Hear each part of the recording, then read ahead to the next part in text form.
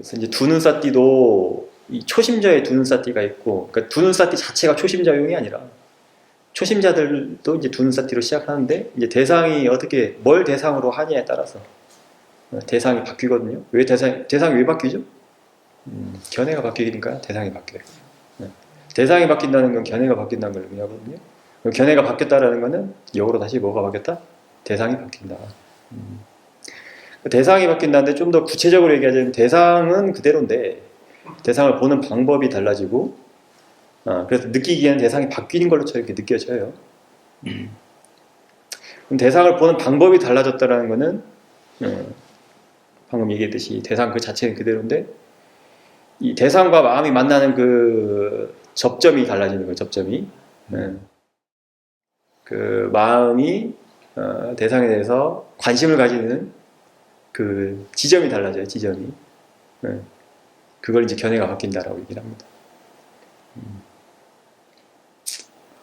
그래서 두눈사띠도 이제 초심자 때는 대상에 이제 탁 밀접해가지고 개념을 대상으로 해요. 사실.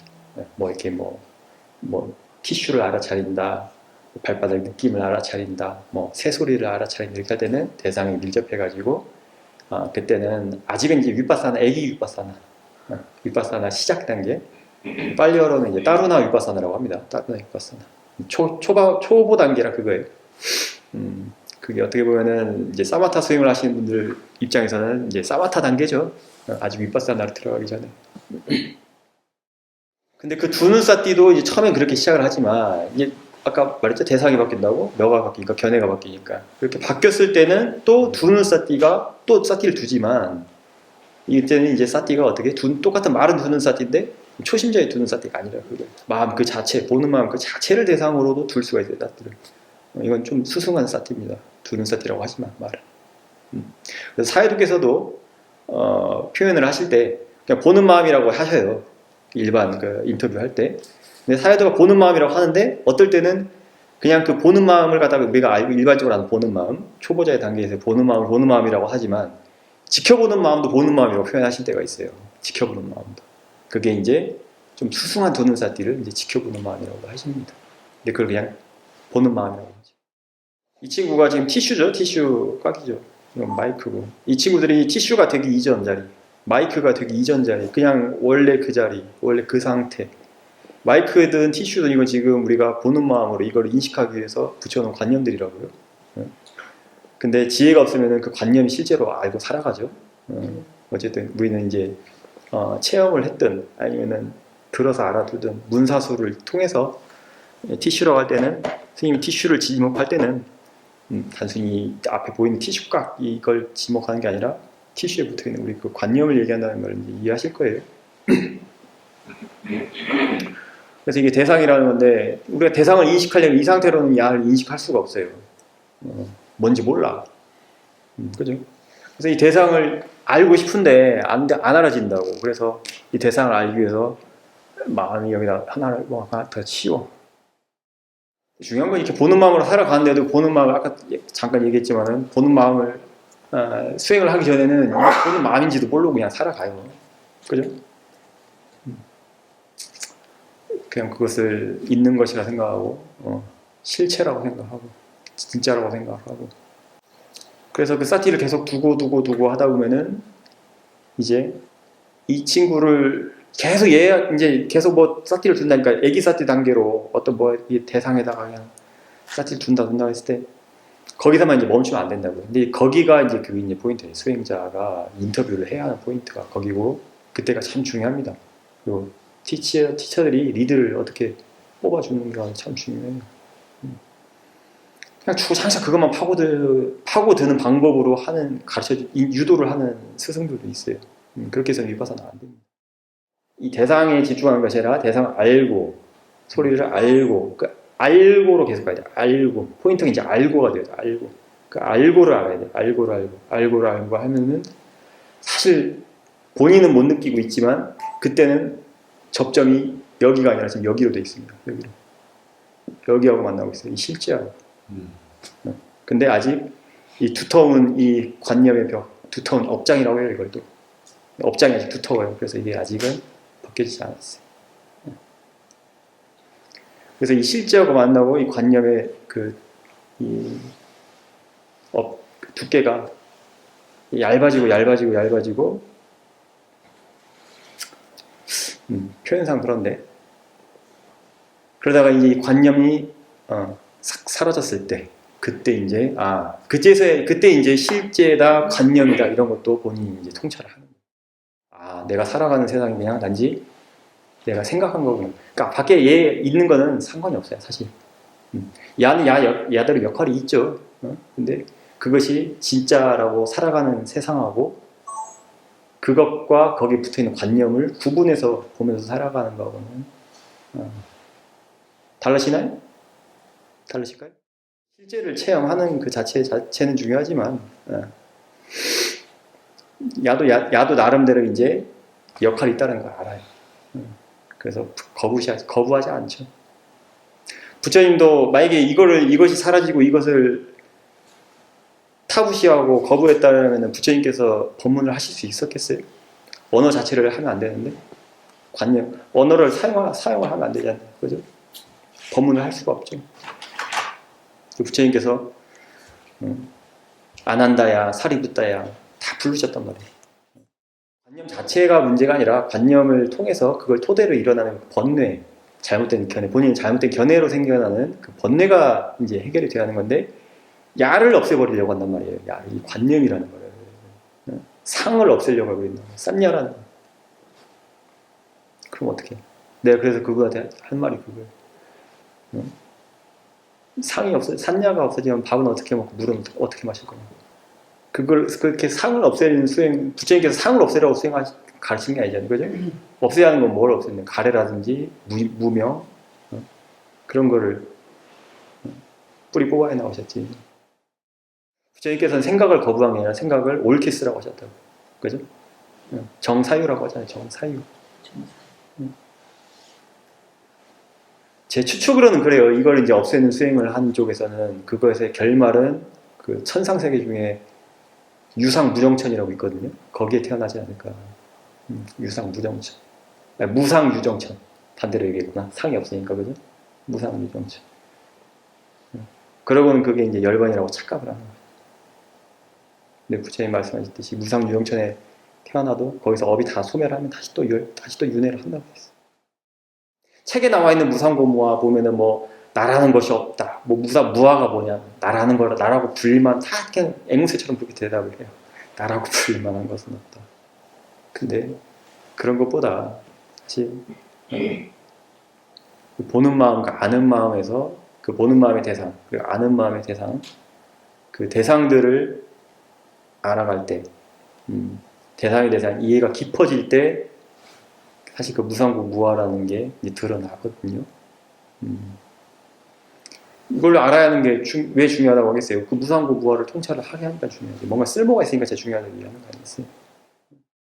사해도께서도 큰 사해도도 그런 말씀을 하셨어요. 마음만 알면 안 되고 대상도 알아야 한다고. 우리는 이제 처음 수행을 해나가는 단계에서는 마음 쪽에 포커스가 돼가지고 이제 수행을 하지만 지혜가 깊어지려면 마음뿐만 아니라 그 마음과 함께 같이 일을 하는, 그러니까 오히려 그 마음을 일으키게 해준 그 대상에 대해서도 이제 이해를 해야 돼요. 대상에 대한 이해가 있어야 돼요. 그래서 마음만 알아도 안 되고 대상만 알아도 안 돼요. 대상이라는 게 지금 두 가지죠. 집중이 가능한 대상이 있고 집중이 불가능한 대상이 있고. 그 집중이 가능한 대상은 알기가 쉬워요. 우리가 맨날 하듯이 그냥 살아오듯이 살아가면 되니까. 근데 집중이 안 되는 대상은 그걸 알려면 어떻게 하겠어요? 그걸 맞는 도구가 필요할 거 아닙니까? 그게 이제 아는 마음이에요. 단지 알기만 집중하지 않고. 그래서 시험에서 누누이 얘기하죠. 힘주지 말고 집중하지 말라고. 힘을 빼라고. 견해가 잘못되면 이 피딱선을 타고 화가 슬금슬금 올라와요. 그리고 중요한 게 뭐냐면 그 화를 어때요?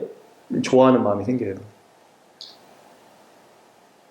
그게 포인트거든요. 그 화를 좋아하는 마음이 있어서 이제 결합이 돼서 화를 내거든요.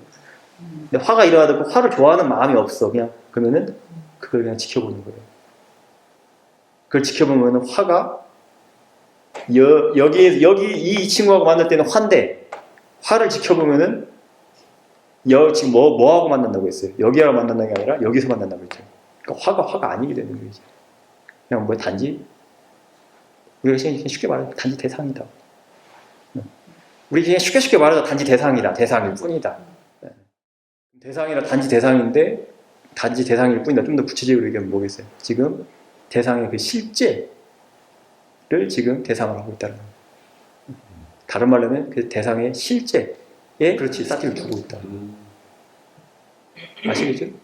그러니까 여기를 두는 사티가 여기도 두는 사티지만 여기도 두는 사티가 될 수 있다고요. 그러니까는 두는 사티가 단지 초보자용입니까? 실제를 알고 있는 그 마음 그 자체, 아직은 실제를 못 봤을지라 하더라도 지혜가 아직 조건이 안 돼가지고,